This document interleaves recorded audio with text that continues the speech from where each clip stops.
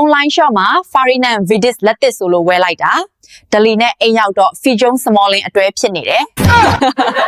စန်တာလာမင်းဆိုတဲ့ကောင်ကလည်းဟုတ်မလို့လို့နဲ့ Onana Pro Max ဘာရှင်းဖြစ်နေတယ်စိုက်ကားဂိတ်သွားရမိုးလိုက်ပါပြောအောင်မယ်မနက်က Europa Lake Final မှာစပါးကိုရှုံးတယ်အဆင့်15နဲ့ယာတီသိမ်းတယ်ဥရောပဝင်ခွင့်မရဘူး